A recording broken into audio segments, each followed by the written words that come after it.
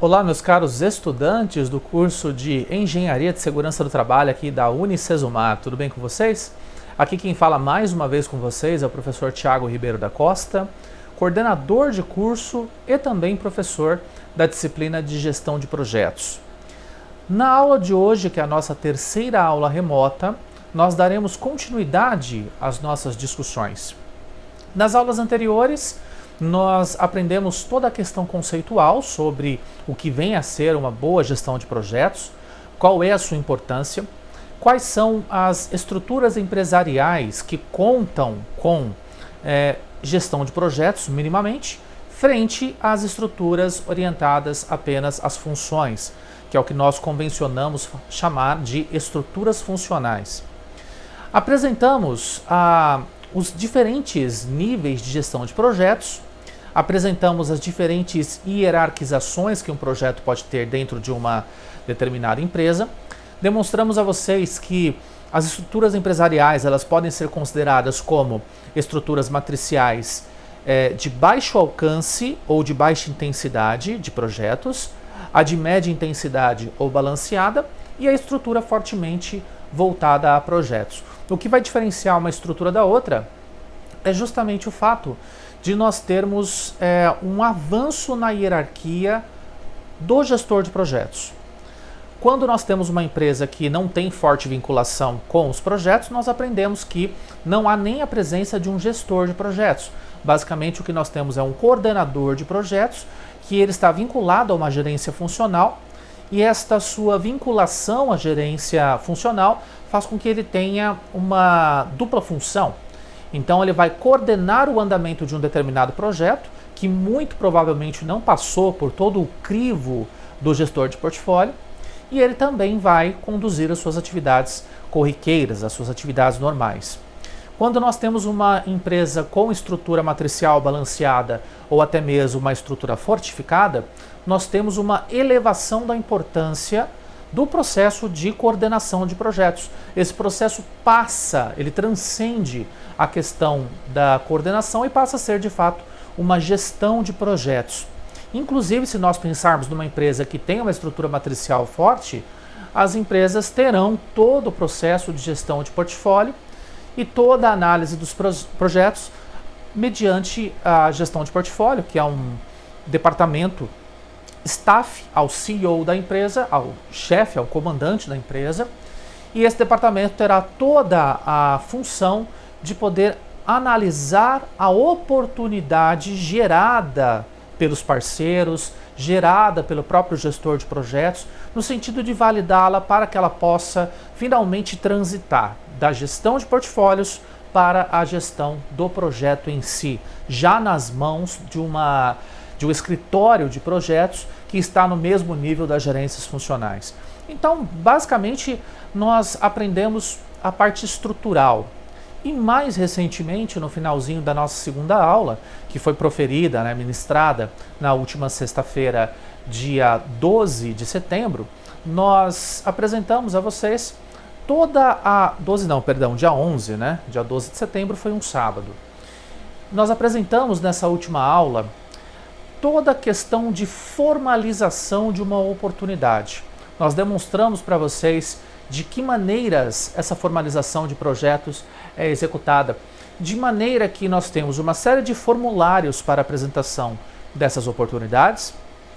Esses formulários passam por um processo de separação, de um processo de triagem, a partir do qual nós podemos separar aquelas ideias que não estão alinhadas com a empresa, que não estão alinhadas com o seu planejamento estratégico, e a partir disso nós só vamos trabalhar com o processo de avaliação e também de seleção e de priorização das propostas que realmente estejam ligadas a planejamento estratégico da empresa. Vimos que a seleção das propostas não é algo feito com critérios muito básicos ou feito com critérios em que nós não temos quantificação dos riscos, dos custos e da temporalidade de um determinado projeto. É muito pelo contrário. Em empresas mais avançadas, principalmente aquelas orientadas a projetos, que são os casos, podemos dizer, não muito frequentes no mercado de trabalho, a gente observa que as empresas em si, elas focam muito em scores, em uma classificação por pontuação. E essa classificação por pontuação é que faz com que os projetos, por enquanto sendo apenas propostas, por enquanto sendo apenas oportunidades, eles sejam avaliados mediante todas as questões ligadas a se é um projeto muito arriscado, se não é, se ele vai trazer um bom retorno, se não vai, se nós teremos a temporalidade mais longa ou mais curta, e mediante a obtenção destas notas, destes scores, é que nós podemos priorizar a execução de um projeto. Nós, como gestores de portfólio, podemos autorizar a execução de um projeto. E isso significa que o projeto ele obteve uma boa pontuação, ele obteve uma boa avaliação, ele passou por todas as restrições recomendadas por todas as equipes, por todos os departamentos, restrições principalmente em tempo e orçamentárias, e até mesmo restrições ligadas à questão dos departamentos que devem gerar essas oportunidades. Por exemplo, tem empresas que priorizam muito a questão do marketing, tem empresas que priorizam muito a questão de lançamento de novos produtos. Então, para isso é prioridade aprovar projetos. Se nós temos um projeto vinculado à área de recursos humanos ou a outras áreas que não sejam estas áreas prioritárias, esses projetos ficam para trás na fila, podendo até ser arquivados como espécie de um banco de projetos que as empresas costumam fazer. Na medida em que o projeto está autorizado, então, ele sai, ele perde essa alcunha de ser uma oportunidade, se transforma de uma vez por todas em um projeto, e aí ele passa a ser executado mediante o seu ciclo de vida o qual nós explicamos para vocês. Nós temos uma intensidade muito maior de participação de capital e também dos parceiros, stakeholders, no princípio do projeto, assim como nós temos uma grande incerteza. A partir do momento em que o projeto inicia a sua execução, essas incertezas diminuem, nós temos uma redução da participação dos stakeholders que cobram mais resultados do que monitoram a execução da metodologia, e após isso, nós temos, claro, as prováveis mudanças de rota. E quanto mais tardia for a mudança de rota, por exemplo, uma sobreposição de projetos, aí pior será do ponto de vista de custos, porque nós projetamos um determinado projeto para uma situação em específico e essa situação, ela de repente foi modificada por alguma ordem superior, algum outro departamento, alguma outra gerência funcional, estabeleceu um novo plano, estabeleceu uma nova situação, uma nova orientação para o projeto que estava em andamento. Isso é possível? Certamente. Nós podemos realizar mudanças de rumos aqui no nosso projeto, mas isso não é interessante, porque vocês viram que para que o projeto seja aprovado, nós temos um crivo muito grande. Nós temos um processo que é muito complexo de análise da oportunidade. E a partir do momento que a oportunidade vira um projeto, ela já passou por várias mãos. Já passou pela análise de vários gestores de projetos, já teve pontos alterados, o orçamento principalmente ele tende a ser ajustado. E aí, claro, uma mudança de meio de caminho pode implicar na adoção de aquilo que nós chamamos de fase sobreposta, o que eleva o custo de execução desse projeto, fazendo com que muitas vezes o percentual de erros vindo daquele projeto possa ser muito elevado. Tá? Então, todos esses conceitos que nós estamos explicando aqui para vocês, apesar de terem sido conceitos vistos e apesar de serem conceitos aplicados de uma maneira, podemos dizer, mais genérica no mundo da gestão de projetos, nós podemos colocá-los plenamente na gestão de projetos ligados à área de segurança do trabalho. Lembrando que a característica básica de um projeto é ser algo alternativo àquilo que nós temos como rotina. Se trata de um processo extraordinário que visa obter rapidamente um determinado resultado que, por meio de uma rotina, demoraria-se muito. Tá? Nesta aula remota, essa terceira aula da nossa disciplina de gestão de projetos, nós vamos continuar o encaminhamento das nossas discussões. Agora, já detalhando um pouco mais sobre a questão da iniciação de projetos. Nós apresentamos esses dados a vocês e fizemos uma discussão até longa sobre isso. Mas nós fizemos uma discussão mais longa dentro do contexto da apresentação das dimensões do Project Management Institute, por meio da publicação do PMBOK de 2008 e outros materiais também. Então nós apresentamos as fases do projeto e as dimensões que o projeto possui. E apresentamos também a fluidez que deve haver entre cada uma das fases. Só que a gente precisa aprofundar um pouquinho mais esse conhecimento, entendendo quais são os pontos-chave que nós, engenheiros de segurança do trabalho, devemos nos atentar para fazer com que um determinado projeto se inicie adequadamente. Para fazer com que um determinado projeto ele tenha um avanço significativo e, com isso, ele cumpra com o seu propósito planejado. Tá bom? Então, eu gostaria que vocês acompanhassem. Caso vocês tenham dúvidas, claro, vocês podem colocar nos comentários do nosso vídeo aqui no YouTube, que ficam na parte de baixo da nossa tela, ou vocês podem nos enviar as dúvidas pelo nosso grupo de WhatsApp, o grupo dos estudantes, para que a gente possa dar encaminhamento e atendimento às dúvidas que vocês tenham. Ou, se vocês assim preferirem, na nossa última aula, que será na quarta-feira, dia 16, a partir das 19h30, nós podemos fazer uma sessão Tira Dúvidas para atender todas as dúvidas de vocês, finalizar o conteúdo na sequência e dar abertura à nossa atividade da disciplina, tá bom? Vamos dando sequência então, vamos colocar aqui na tela para vocês. Esta é uma pergunta que eu considero pertinente para que nós possamos nos questionar neste princípio de aula. Os processos de iniciação de projetos, eles são os mesmos para as empresas que possuem os escritórios de projetos, ou seja, aquelas empresas que são de fato orientadas à execução de projetos? O processo de iniciação é o mesmo frente a uma empresa de produção seriada ou não?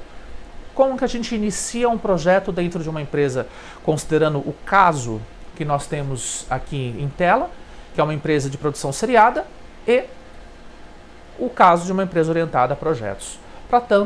Para isto, vamos dar uma olhadinha aqui no que temos em tela, tá? Vejam que aqui nós temos, na parte da esquerda da tela, o que nós chamamos de empresa de produção seriada, enquanto que nós temos no lado direito a empresa orientada aos novos projetos, as ETOs, né?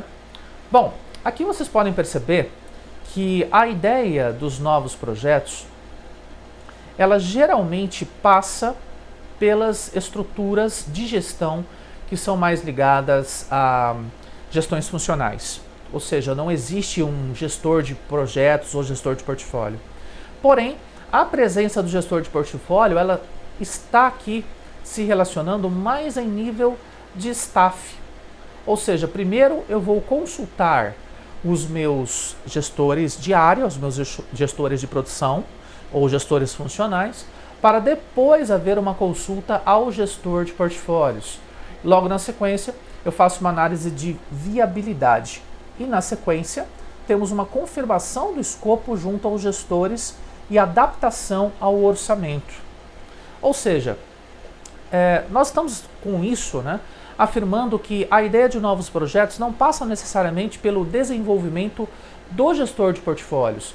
Na outra empresa, que é a empresa vinculada a projetos, percebam que aqui nós não temos a ideia dos novos projetos sendo criada pelas diretorias funcionais ou pelas gestões funcionais. Nós temos aqui o papel do cliente como o principal idealizador dos projetos. Claro que no caso das empresas que trabalham com a fabricação de produtos, as indústrias, na maioria dos casos, a própria produção serializada, né, que nós conhecemos bastante dentro de agroindústrias, indústrias automotivas, indústrias metal-mecânica, a maior parte das indústrias às quais nós atendemos como engenheiros de segurança, né? Então, nestes casos, nós percebemos que o gestor de portfólio, ele também está presente, só que ele ouvirá totalmente aquilo que o cliente deseja. Agora, claro que fica difícil aqui a gente colocar para vocês o que exatamente o cliente pode desejar acerca da segurança do trabalho. É um questionamento interessante de ser colocado. Afinal, muitas vezes o cliente ele não tem ideia do que é a segurança do trabalho, quais são os seus conceitos e principalmente quais são as suas técnicas.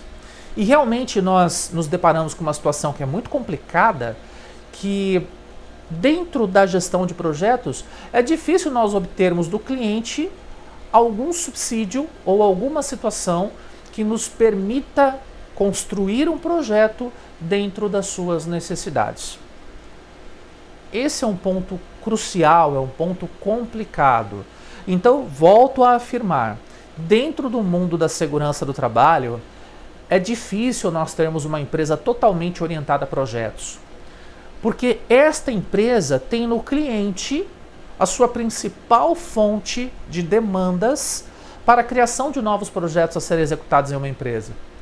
Enquanto que as nossas empresas, as empresas em que os engenheiros de segurança do trabalho atuam, elas possuem um nível hierárquico que lembra muito mais a empresa que vocês estão vendo aqui na nossa esquerda da tela. Então, não queremos dizer com isso, logicamente, que o cliente não é ouvido. Logicamente que dentro aqui das nossas gestões de área, eles têm uma ideia exata daquilo que o cliente precisa, principalmente se for a área funcional de marketing, se for a área funcional de prospecção de novos negócios. Eles estão de olho naquilo que o cliente prefere, mas não em tal nível como as empresas que se encontram aqui na lateral direita, que são as empresas orientadas a projetos. Mas, de modo geral, nós podemos afirmar que a iniciação dos projetos dentro de uma empresa que é orientada basicamente a projetos, nós percebemos que o cliente ele tem uma participação muito mais aprofundada na gestão desses projetos. A começar, logicamente, pelo fato do cliente ser considerado como stakeholder e também ser considerado, como nós aqui já afirmamos, uma fonte de ideias para que nós possamos criar os nossos projetos. Dando sequência, alguns processos que vocês precisam identificar aqui conosco. O que é exatamente uma iniciação de projeto? São processos que facilitam a identificação, análise e autorização formal para iniciar um novo projeto ou uma fase.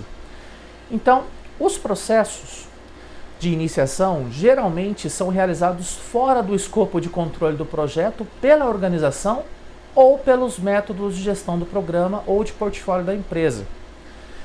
Então, para que a gente possa iniciar, além de fazer toda aquela verificação que nós comentamos na aula anterior sobre análise de score, toda aquela situação que nós comentamos sobre a formalização da gestão do próprio portfólio, existem outros pontos que nós devemos observar, já dentro do nível de gestão de projetos mesmo, tá?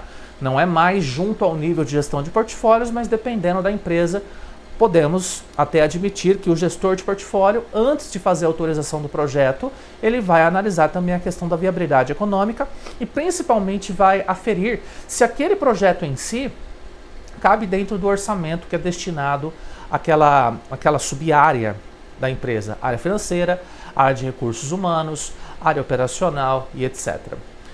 Vamos então observar que toda a iniciação do projeto ela deve incluir um mecanismo de análise de viabilidade para que nós possamos selecionar a melhor alternativa. E os projetos identificados para iniciação devem estar alinhados com o plano estratégico da organização. Então, esses três elementos aqui são apenas um nível de detalhamento um pouco maior daquilo que nós já mencionamos nas aulas anteriores. Uma saída para o Project Charter do projeto, né?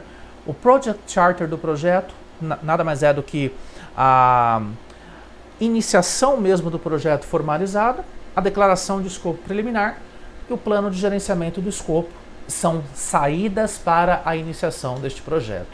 Então nós temos aqui alguns personagens que eu gostaria que vocês se atentassem aqui no nosso trabalho. Nós temos então a diretoria e os stakeholders de uma empresa que seja vinculada à gestão de projetos, totalmente, né? Logo na sequência nós temos o prestador de serviços da empresa direcionada à gestão de projetos, que neste caso é um patrocinador, e o gerente de projeto e equipe. Bom, o gerente de projeto ele vai aparecer só aqui neste nível, tá? Muito embora ele se relacione diretamente com os patrocinadores do projeto, que a gente pode entender que se trata de um prestador de serviços externo. Digamos que se trata de uma empresa que está patrocinando os EPIs dentro de uma empresa, né?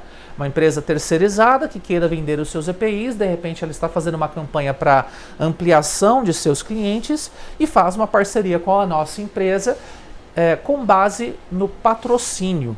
Não no patrocínio totalmente financeiro, mas pode ser também no patrocínio com os equipamentos de proteção individual. Então eles são classificados como sponsors do projeto, perfeito? E aqui a própria diretoria da empresa. Associado a isso, nós temos os clientes também, e os stakeholders internos e externos são personagens admitidos dentro dessa lógica de execução de um projeto. Agora, pensando em dados mais gerais, né? O que o cliente deseja? O que ele deseja do nosso projeto dentro da segurança do trabalho? Levando-se em conta que eu posso ser esse terceirizado e ser um consultor externo para essa empresa que está implantando um projeto de segurança do trabalho, ou mesmo eu posso ser um gestor de projetos dentro de uma determinada empresa que busca prospectar novos clientes com base na sua expertise em segurança do trabalho. Então os questionamentos em tela se fazem muito necessários. O que deseja o cliente e qual é o escopo de projeto esperado pelo cliente. Muito bem, nós temos então, neste caso, se trata de um cliente genérico, né? Estamos colocando aqui uma escola como cliente. E aqui nós temos algumas situações relacionadas à gestão deste cliente, né?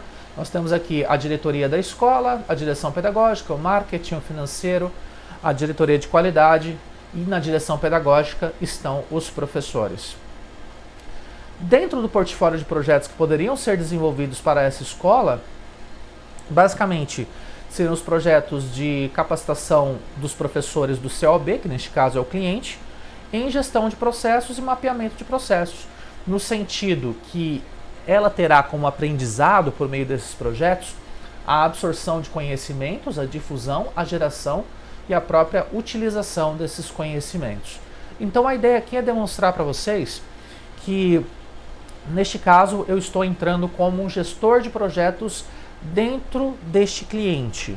Tá? É um cliente genérico, uma escola, mas nós poderíamos interpretar esse cliente genérico também como se fosse uma empresa na qual nós prestamos serviço como engenheiros de segurança do trabalho. Então uma das primeiras coisas que nós devemos observar é a sua estrutura, principalmente para verificar se essa empresa possui algum tipo de estrutura voltada a projetos. Qual é a sua hierarquia? Então aqui já fica a dica para vocês poderem iniciar a comercialização de projetos para clientes, sejam eles pequenas indústrias, médias indústrias, setor de serviços, setor agropecuário, correto? Então a primeira coisa que nós devemos fazer é avaliar essa estrutura que eles possuem, que o nosso cliente possui, para verificar qual também é o tipo de projeto que ele pode desenvolver. Isso é o que nós chamamos de mapeamento de portfólio de projetos em um cliente. Muito bem. A partir disso, eu passo a atender este cliente com a minha equipe prestadora de serviços, sendo essa uma empresa totalmente voltada a projetos. Então aqui nós temos uma empresa que vai ofertar os seus consultores para a execução do portfólio de projetos do cliente. Então, basicamente, isso nos traz uma informação que é muito interessante, pessoal. Uma informação que é bem legal para a gente poder aqui absorver. Tá? Na nossa empresa de consultoria em engenharia de segurança do trabalho, muitas vezes se torna interessante fazer uma associação com outras áreas.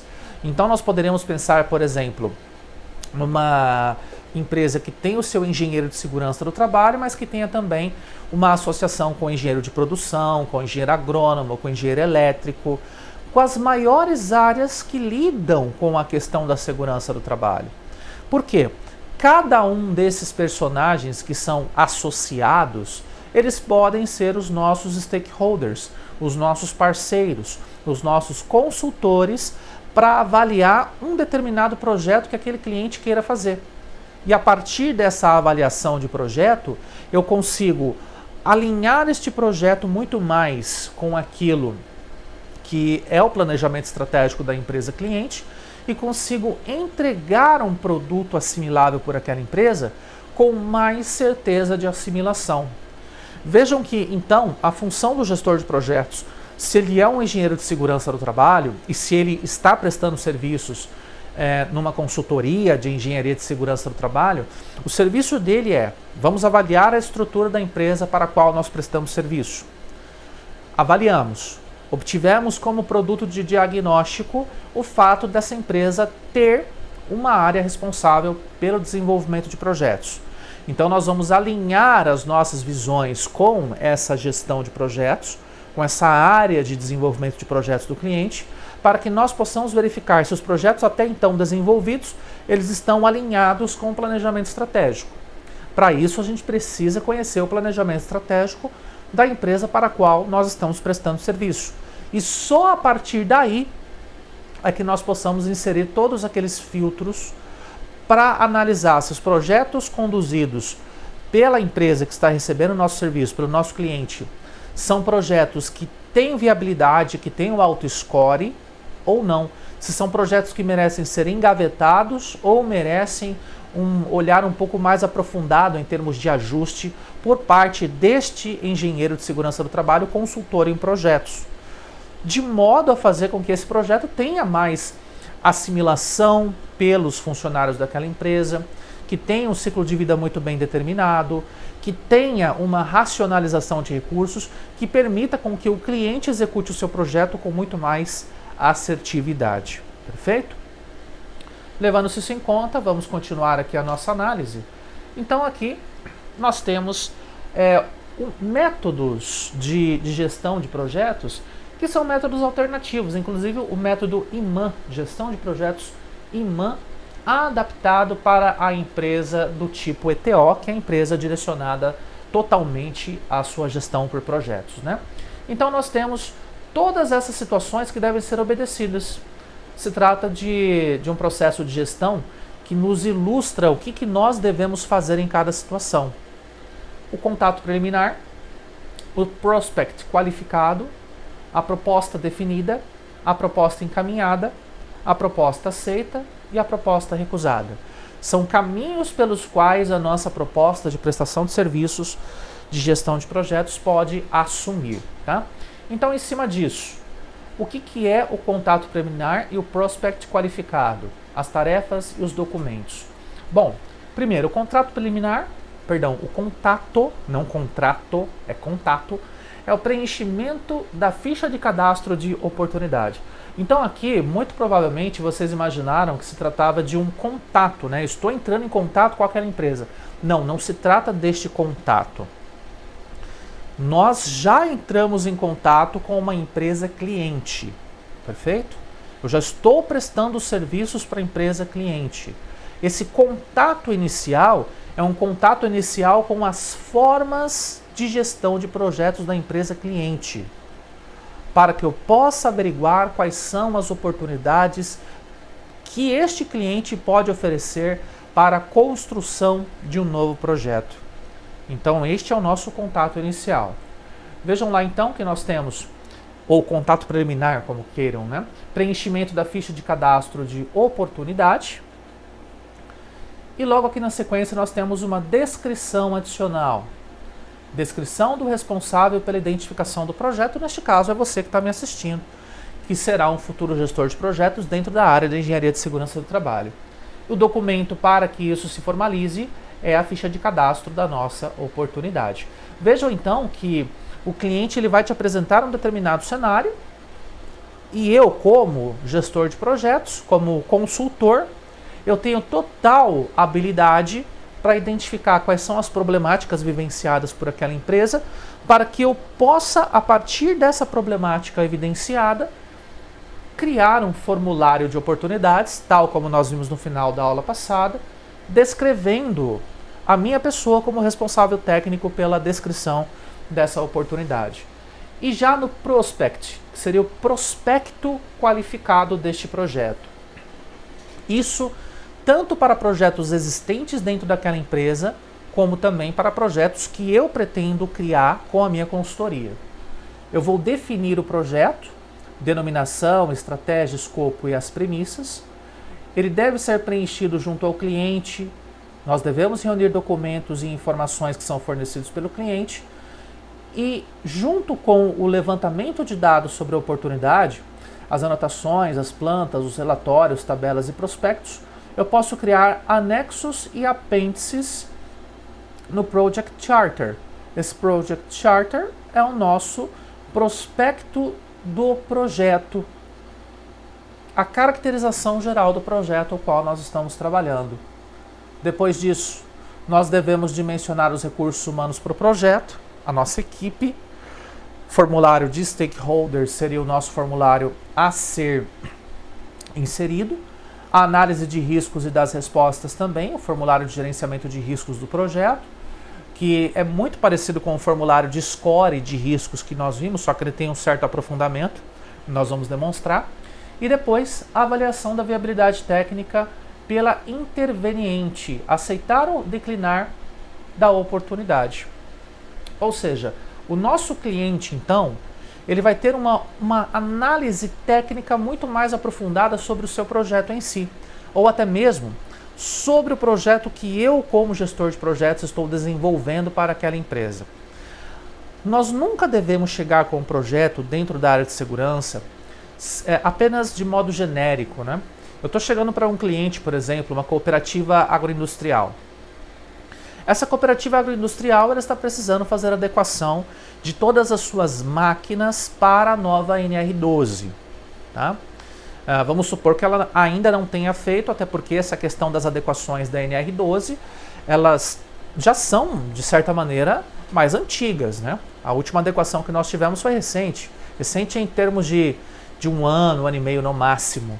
Então, essa empresa ainda carece de fazer algumas adequações ao seu parque de máquinas, não fez e contratou o engenheiro de segurança do trabalho para fazer a avaliação de riscos dessas máquinas e também contratou um engenheiro de produção para averiguar essa linha de produção e verificar o que deveria ser modificado.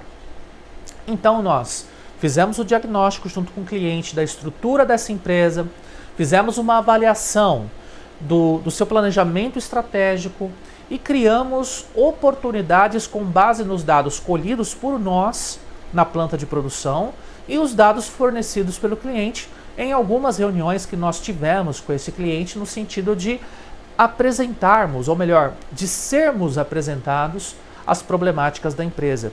E a partir daí, nós conseguimos criar alguns produtos, alguns formulários que vão nos orientar na aceitação ou no declínio desta oportunidade. Então essa oportunidade é uma criação de uma minuta de um projeto que vai ser tocado dentro dessa empresa. Só que para que esse projeto seja aceito, logicamente, exige-se toda uma avaliação de viabilidade técnica pelo nosso cliente, que vai aceitar essa oportunidade, transformando-a em um projeto. E aí, dependendo da empresa, esse projeto ele pode ser assumido pelos gestores internos de projeto, o que é algo mais comum, ou nós mesmos podemos ser os gestores deste projeto como gestores externos. Podemos então ter as duas interfaces acontecendo nas empresas. O que é mais comum, eu diria para vocês, é o conjunto de trabalho completo. Ou seja, eu tenho o engenheiro de segurança do trabalho sendo convidado para trabalhar numa determinada empresa, para fazer ajustes na área de produção, como nós aqui colocamos para vocês, e esses ajustes eles não terminam simplesmente pela confecção da oportunidade. Nós finalizamos a oportunidade, houve a análise de viabilidade técnica e de custos desse projeto por parte do cliente. Uma vez que o cliente bateu o carimbo aceitando a execução desta oportunidade, ela se transforma em um projeto e eu vou interagir com os gestores internos de projeto para fazer com que as fases ou etapas ou metas sejam de fato cumpridas de acordo com aquilo que foi planificado no projeto. Tá?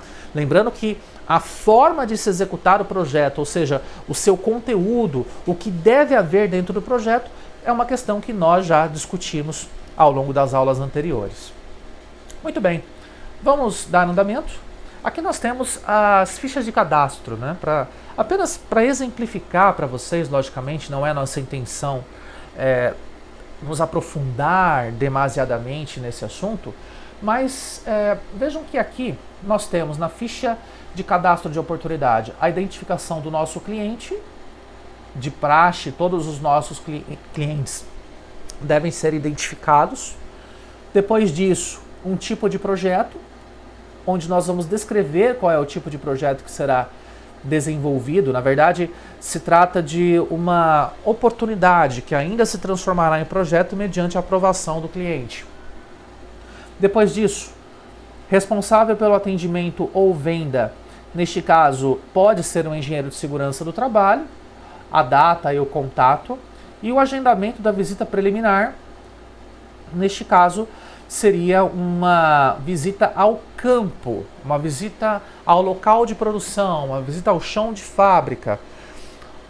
Claro, vocês perceberam que o trabalho do engenheiro de segurança do trabalho, ele não pode ser apenas focado na confecção do projeto em si, mas ele precisa ir até o cliente para entender qual é a sua realidade. E partindo-se disso, essa ficha com estes dados que se encontram aqui na lateral, principalmente esses aqui da base, agendamento de visita preliminar, que está mais aqui no ponto de baixo, é interessante de ser realizado com o nosso cliente diretamente, para que nós possamos visitar o local, coletar os dados, fazer um diagnóstico completo e aí sim criar uma oportunidade mais adequada à realidade deste cliente. Tá? Dando continuidade, nós temos o termo de abertura do projeto, que é também chamado de Project Charter, para que nós possamos ter a ideia do que é esse projeto. A gente apresentou esse termo anteriormente, eu vinha falando, olha, se trata de um projeto de caracterização do projeto, ou melhor, um formulário, desculpem, de caracterização do projeto. Neste caso, é o termo de abertura do projeto, onde nós temos todas as informações relacionadas à empresa, órgão, setor ou programa. Nós temos, inclusive, aqui na parte de cima, vocês estão vendo, embora esteja pequenininho, mas eu vou tentar aumentar para vocês, para a gente poder centralizar melhor. Aqui. Eu creio que vocês estejam vendo agora, né? Nós temos o Project Charter, que nos apresenta a empresa, órgão, setor ou programa. Lembrando que nós podemos estar dentro de uma empresa prestando serviço para esta mesma empresa, neste caso, ou nós podemos, como consultores externos, como gestores externos, prestar o serviço de criação de uma oportunidade, de um projeto. Então, neste caso, nós estamos no exemplo da escola, né? Nós queremos criar uma oficina para mapear o processo de ensino no nosso cliente, tá? Ele vai ser elaborado pelo profissional fulano de tal. A versão, nós podemos admitir várias versões de um mesmo projeto, lembrando que se você tiver uma versão diferente, a gente precisa colocar a versão aqui, sempre atualizado, criando um novo Project Charter. Depois disso, nós teremos a aprovação. Essa questão da aprovação, ele pode acontecer em duas fases, né? Pode ser aprovado pelo engenheiro de segurança do trabalho ou pelo gestor de projetos da empresa prestadora de serviços, na qual eu presto serviço como gestor de projetos, ou ainda pode ser a aprovação dentro dessa escola, ou dentro daquela indústria, daquela cooperativa que nós nos utilizávamos como exemplo. A assinatura e a data de aprovação. Vejam que nós temos então a justificativa do projeto, nós temos o objetivo do projeto, a descrição do produto, as premissas, hipóteses que vão ser assumidas com a realização desse projeto e as restrições. Aqui nós vamos simplesmente listar as restrições que são impostas ao gerenciamento do projeto, principalmente as referentes a custo, prazo e condução do projeto. Então aqui nós estamos deixando muito claro para o nosso cliente quais serão as restrições. Deixa eu só colocar aqui embaixo para vocês poderem ver com mais detalhes. Opa, aqui, né? Muito bem. Aqui vocês estão vendo então a questão das restrições, como eu falava, né? Listar as restrições impostas, etc, etc. E depois nós temos a questão... Opa, nós pulamos um slide aqui, deixa eu só retornar. nós temos a descrição aqui embaixo. Vamos só diminuir, que eu acho que fica melhor para a gente poder ver.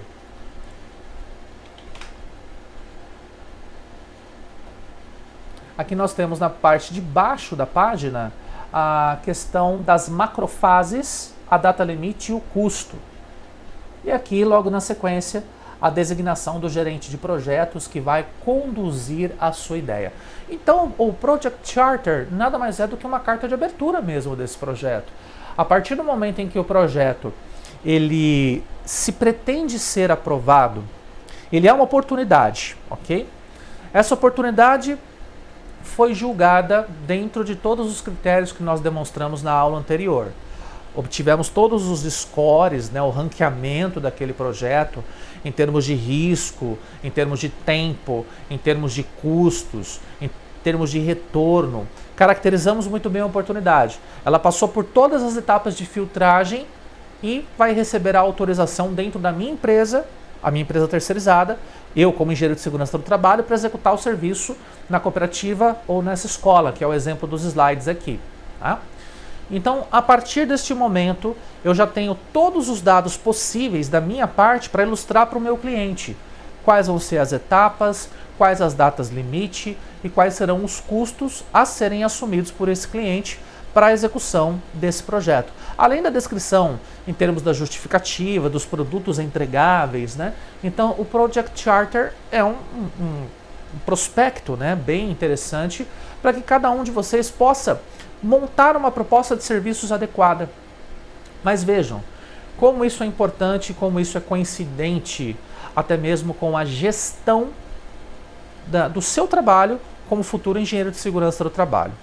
Você deve estar se perguntando, eu estou chegando ao final do meu curso ou estou começando agora, tanto faz, mas o meu sonho é atuar como engenheiro de segurança do trabalho, só que eu não sei exatamente como me portar.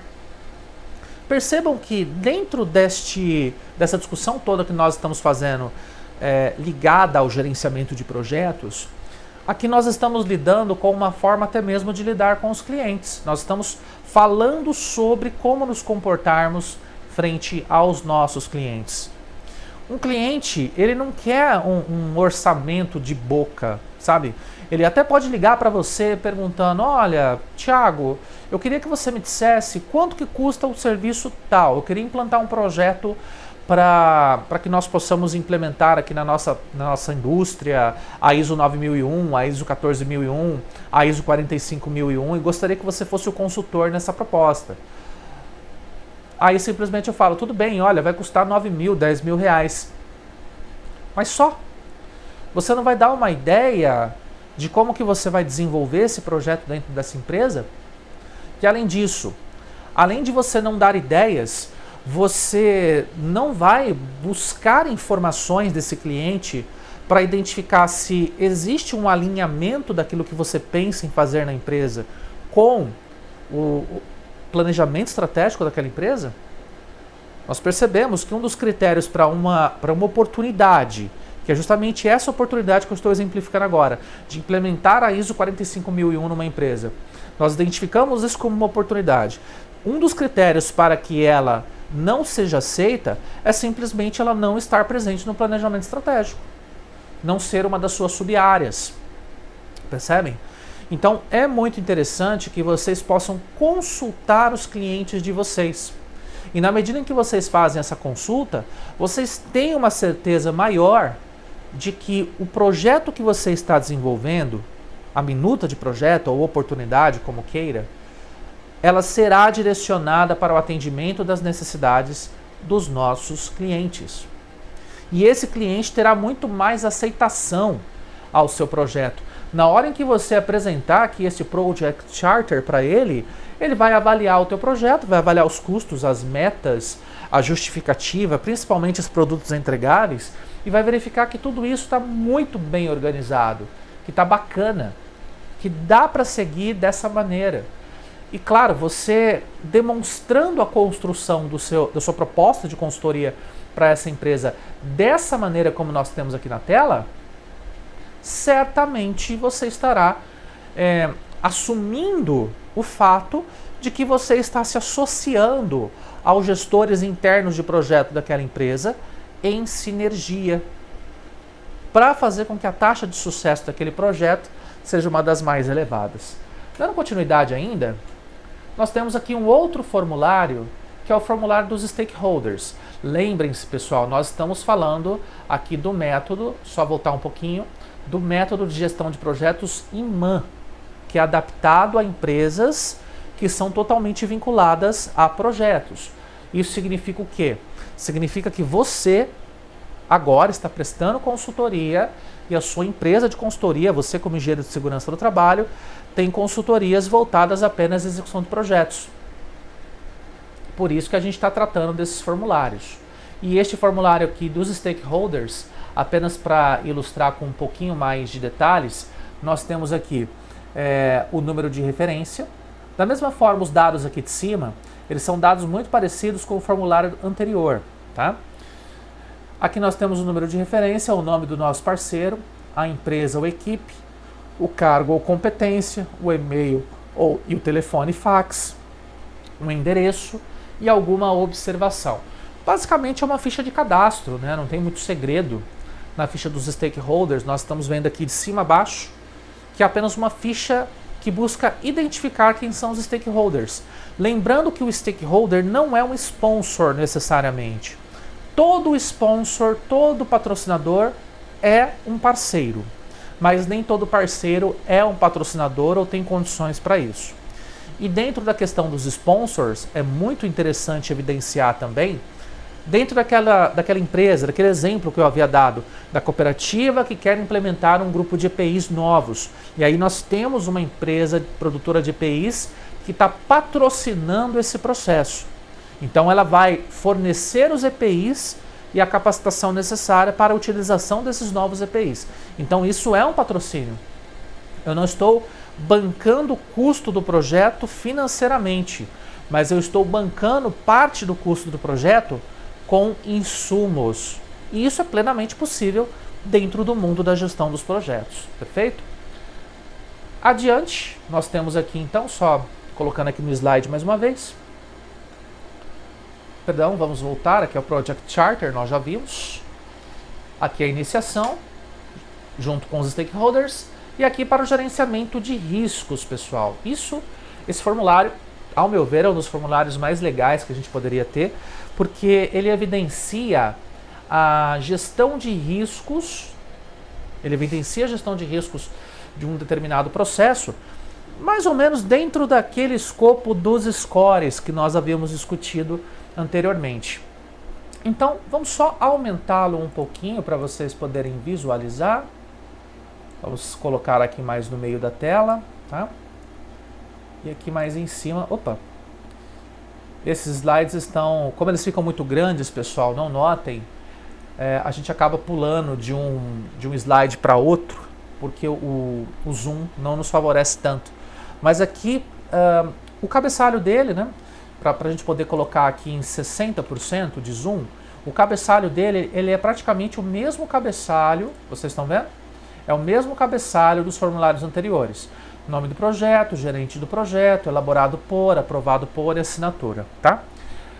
Vamos só aumentar para 100% e aí a gente consegue ver com um pouquinho mais de detalhes o que há neste formulário. Então nós temos ali identificação do risco, denominação de risco e descrição de risco. A segunda etapa, o impacto deste risco e a probabilidade deste risco. A terceira etapa, estratégias para eliminar ou reduzir este risco, minimizar o impacto ou a probabilidade. E lá embaixo, deixa eu só colocar aqui com -1. Vamos colocar aqui do jeito que estava, né, normal, 60. Aqui embaixo nós temos a fase de acompanhamento de riscos, que seria basicamente as ocorrências e as alterações. Agora, vejam que aqui dentro da avaliação de riscos nós temos alguns exemplos que são ligados a riscos, né? Aliás, eu até diria que esse tipo de formulário ele se assemelha muito a um formulário de gerenciamento de riscos dentro de uma empresa, considerando riscos em segurança do trabalho, logicamente, tá? Não estou falando de riscos empresariais, não. Apesar deste formulário que está aqui na tela ser um formulário de gestão de riscos do projeto, tá? Mas em termos de similaridade com o formulário que nós utilizamos, por exemplo, numa análise preliminar de riscos, nós podemos dizer que se trata de algo muito similar, realmente, tá? Então tudo isso que vocês estão vendo aqui na tela, ó, todos esses elementos, principalmente aqui, ó, etapas e lá em cima a avaliação de riscos, se refere justamente a esses elementos que vocês estão vendo aqui na tela à esquerda, né? Se trata de um projeto inovador, um projeto de longa duração, que envolva uma nova tecnologia ou ainda diferentes culturas, diferentes conhecimentos, diferentes saberes. Pessoal, muitas vezes quando a gente fala sobre riscos de projetos, a gente precisa pensar de novo naquilo que nós comentamos lá na nossa primeira aula remota, quando nós dissemos para vocês, olha, para se executar um projeto eu preciso entender quais são as restrições que me trazem possíveis riscos. E até eu fiz uma menção a uma técnica de gestão de riscos chamada What If? E se? Então nós colocamos todas as etapas do projeto ou da oportunidade devidamente delineadas. Essas etapas elas ocorrem dentro de um determinado conjunto de metas e etapas que eu determino como gestor de projetos, correto? Isso é bem evidente, isso é bem claro. Bom, isto posto, a gente vai colocar este e se, que são as várias tendências de erro, são as várias tendências de caminhos que podem ser inadequados, né, de situações que podem ser consideradas como situações inadequadas. E partindo-se dessa premissa, então, a gente determina quais são as rotas para se bloquear estes erros. O engenheiro de segurança do trabalho faz isso a sua vida toda, só que com riscos ocupacionais, você sabe muito bem disso. Vocês estão estudando, por exemplo, riscos físicos.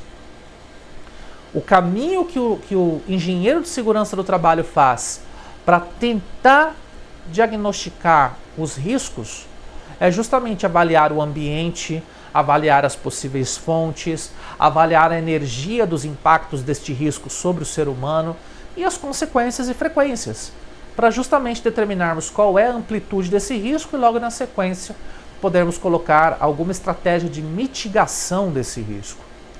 Levando-se isso em conta, então, essa mitigação que eu estou mencionando é justamente essa mitigação da quarta etapa que vocês estão vendo aqui. Acompanhamento do risco e também na terceira etapa, o desenvolvimento das respostas.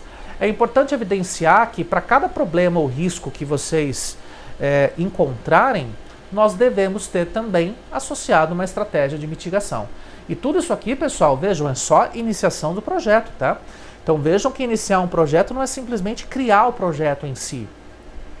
Não é só criar o projeto por escrito, metas e etapas. Nós precisamos evoluir muito mais a nossa análise, criando todos esses documentos, em especial aquele que mais nos chama a atenção é o Project Charter, que é justamente o termo de abertura do projeto. Agora, compensa para a nossa empresa realizar o projeto para esse cliente? Então você agora, engenheiro de segurança do trabalho, que está lá no mercado de trabalho, prestando consultoria para as empresas, você precisa avaliar qual é o custo de realização desse projeto. Porque muitas vezes nós nos pegamos frente a situações as quais fazem com que nós não tenhamos retorno econômico pela execução daquele projeto. Por mais que a empresa tenha o retorno econômico dela, mas eu não tenho o meu retorno econômico para gerenciar o projeto dentro daquela empresa. É isso que define se eu vou elaborar o projeto e repassar esse projeto para os gestores internos ou se eu vou permanecer como gestor externo associado a esses gestores internos para implementar um determinado projeto dentro de uma empresa, correto? Levando-se isso em consideração, vamos pensar na proposta IMAN, só que é uma proposta adaptada, né? É o IMAN adaptado, é um método adaptado. Essa proposta IMAN, vocês viram nos slides anteriores, né, que ela tem uma situação na qual ela apresenta quais são os documentos, o que deve haver neste documento e qual é o objetivo desse documento. Então, por exemplo, aqui na proposta definida, né, Eu, eu tenho já uma proposta de projeto após o processo de formação do termo de abertura do nosso projeto, do Project Charter. Já na proposta definida eu tenho que ter identificação de projeto, a identificação no cadastro de oportunidades da minha empresa e eu vou inserir a proposta no portfólio de projetos que eu desenvolvo. Ok. Depois eu faço a elaboração da proposta técnica, com a precificação, orçamento preliminar, que é uma planilha de custos, e elaborar o WBS preliminar e análise de custos, tá? Eu já digo para vocês o que exatamente é esse WBS, mas não é nada muito diferente frente a uma análise de custos de projeto ou análise de viabilidade financeira de projetos. Nós vamos detalhar isso mais à frente, né? Com esses dois documentos, a proposta técnica que vai conter o objetivo, tudo aquilo que nós já discutimos nas aulas anteriores, as metas, as etapas, os produtos, os custos, etc. Nós vamos ter que ter a precificação e o WBS, o que vai gerar a declaração de escopo do projeto. Depois disso, já considerando a formação da proposta comercial para o nosso cliente, nós vamos elaborar a proposta comercial ou apresentá-la para as diretorias da nossa empresa. Vamos elaborar o material de apresentação da proposta para as nossas diretorias e também para as diretorias da empresa que contratou o nosso serviço. Claro que se nós formos profissionais liberais, autônomos, essa questão de elaboração da proposta para apresentação às diretorias aí fica somente para apresentação às diretorias do nosso cliente. Enquanto que aqui embaixo, avaliação de viabilidade econômico-financeira. Aceitar ou declinar da oportunidade e aprovação pelo interveniente, que é o nosso cliente.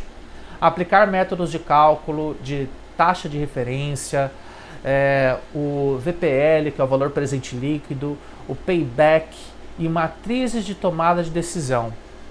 Então, para que nós possamos criar uma proposta comercial, a gente precisa entender se essa proposta comercial atende aos nossos anseios também.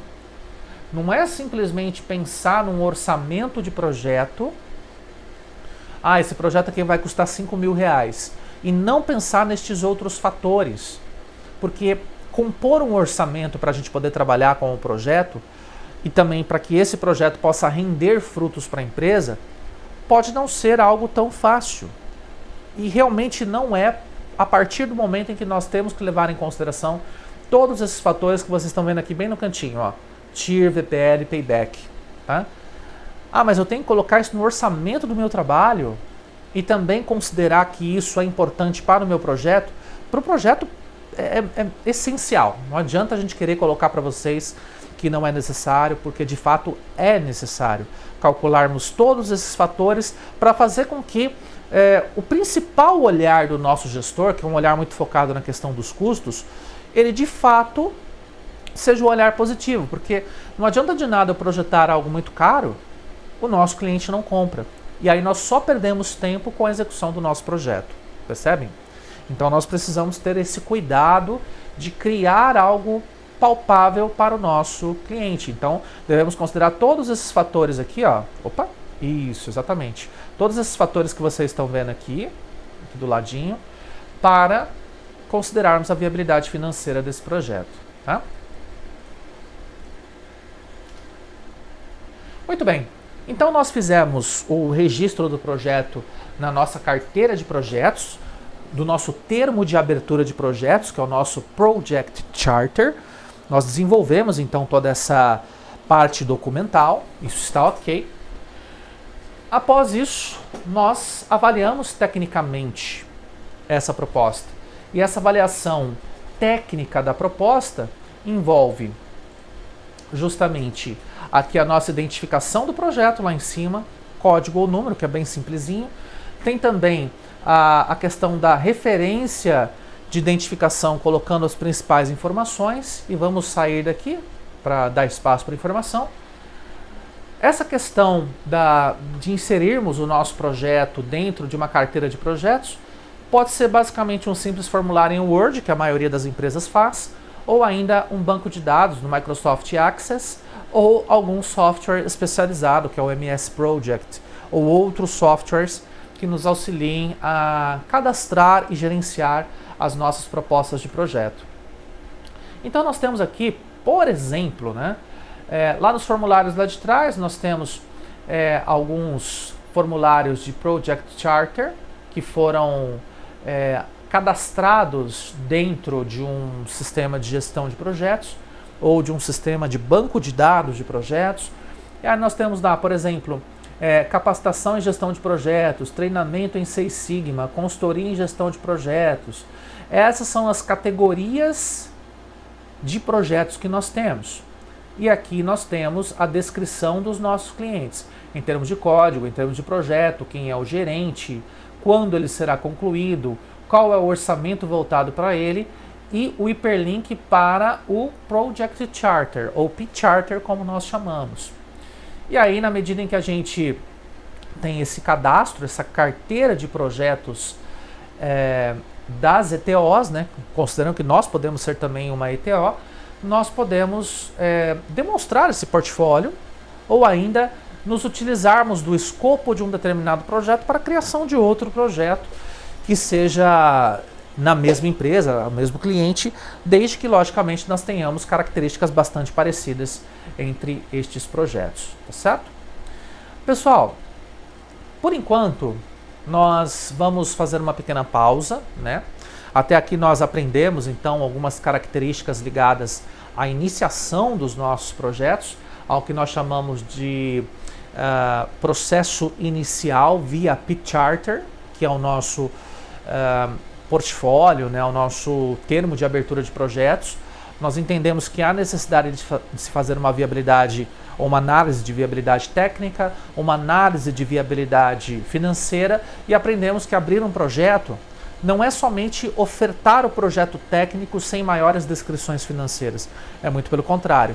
Nós devemos ter todo um cuidado para fazer com que esse projeto ele chegue às mãos do nosso cliente com o maior nível de detalhamento possível para que ele aceite a ideia e coloque essa ideia em prática. Seja por nós estarmos atuando como gestores de projetos daquele projeto em específico ou ainda atuando como gestor de projetos associado aos gestores internos para que aquele projeto evolua, tá certo?